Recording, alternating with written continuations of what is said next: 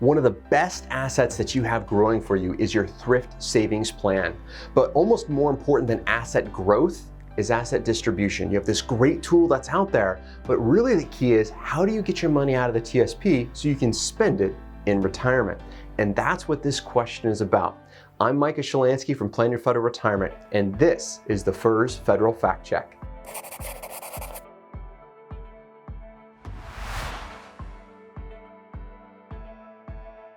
So we have a great question that came in from Larry. And Larry says, thank you for the great videos. You're welcome. I'm glad you're enjoying them, Larry. They're very informative. I do have a question for you. I am 59 years old and a retired postal worker. I'd like to keep my money in the TSP and would like to average a 6% growth per year. What percentages do you recommend that I put in each fund to accomplish this? Thank you again for your videos. You know, Larry, that is a great question. And when we talk about investments, I want to be really clear. I got to throw my disclosures out here, right? I am not giving you individual investment advice in this question. I can't do that without knowing your personal situation. But what I am going to do is I'm going to talk about some really key concepts that you need to know. I'm going to talk about general allocations and what they do, and then you can kind of appropriate this for yourself. What's the most important thing that you need to be doing?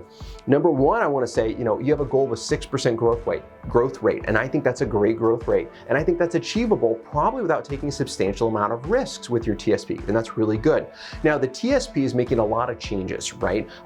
Has made a lot of changes. With the TSP Modernization Act, it is now a lot more flexible to take your money out of the TSP, and I love it. That is a great thing.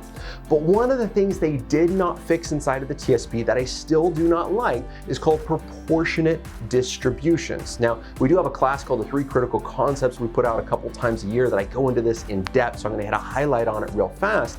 But basically what this is however you're invested inside of the TSP, when you go to take money out, they're going to sell out proportionately out of that investment. Well, you know what? That works really well when the stock market's going up, but what happens when the stock market is going down in value? Now, all of a sudden, let's just say you have what's called a 70-30 allocation.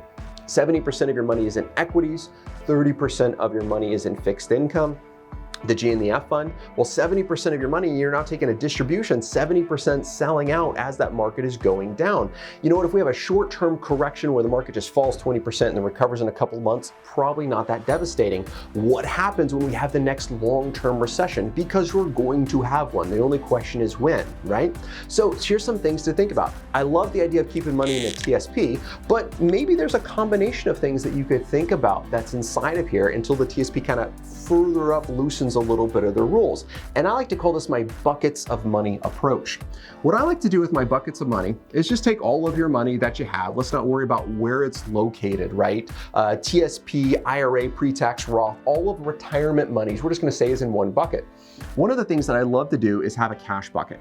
The cash bucket is so critical what's there because this is our war chest. This is our reserve fund that when things go, oh, sugar in the markets and things go down in value, this is where we draw from. And this is where you're gonna take out your monthly income from that cash bucket that comes out. And I like to see 2 to 3 years of living expenses, of withdrawals out of your TSP from this bucket.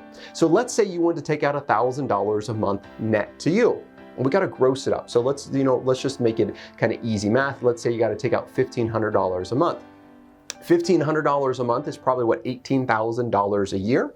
So I'm going to want somewhere between $50,000 and $60,000. I'm rounding, so please forgive me, right? $50,000 to $60,000 inside of this war chest that's going to be here. And this is where you're going to take your monthly distributions from.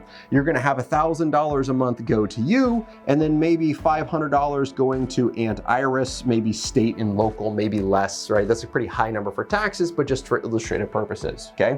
So that's some of one allocation that I'd like to see. And this is always where I start off with. And the reason I like 2 to 3 years of money in cash is the average recession in the United States lasts about 2.5 to 3 years. That's the average recession. 2008, our Great Recession was not 3 years. It was 5 years. It was much longer. So one of the things that I like to see is an income bucket as well. In the income bucket, this is more fixed income that you're going to have. And the way that fixed income works is it kind of does this. It doesn't really go down that much. This is bonds, this is CDs. This is something that hopefully you're going to earn a little bit more than cash, and it can go down in value, but pretty low likelihood that time it can. Now, how much to put? Well, I like to see 5 years of safe money. So if we put 2 to 3 years in here, and I want 5 years of relatively safe money, that means I need the balance. I need 2 to 3 years. That's going to be, depending on what you did here, right? 2 to 3 years of money inside of this account. So again, I want another somewhere between $50,000 to $60,000 of money in this. Now, what have we done? You've just created, let's say you did a 3-year bucket and a 2-year bucket over here. You just created 5 years of protected monies that when the market goes down, not if, when that market goes down and really goes down in value, you're drawing from the safe funds that are here. You're not selling out every single month when the market goes down. I like this concept. I like it twofold. Number one, I think it works math-wise. It is a pretty good idea. Number two, emotionally. Now, a lot of people, especially when they're going to retire, says, Micah, look, I've been a long-term investor. I know the market goes up and down over time. It's gonna be okay. I understand how that works. Then they retire. They start pulling out $1,500 a month, $3,000, $4,000 a month, depending on their size of their TSP. They do it for a year. Let's say they pull out $3,000 a month. That's $36,000 out of the TSP. And all of a sudden that year is flat. The market's down. Now all of a sudden they're like, holy crap, Micah, the TSP never lost money before. Now it's losing money. Now they're emotional, right? Because they're pulling money out of the stock market that's there, and they get really tied up in that. And that's when we panic, when we get emotional about investing, is when we can make bad decisions. And I've seen really smart investors make bad decisions once they get emotional. That is the second reason I like this income bucket, because it gives us the most powerful thing when it comes to investing. The most powerful tool we have when it comes to investing is time. Time is the most powerful tool it has when it comes to investing, because we can't control the markets. But if we give the markets time, they generally come back up in value.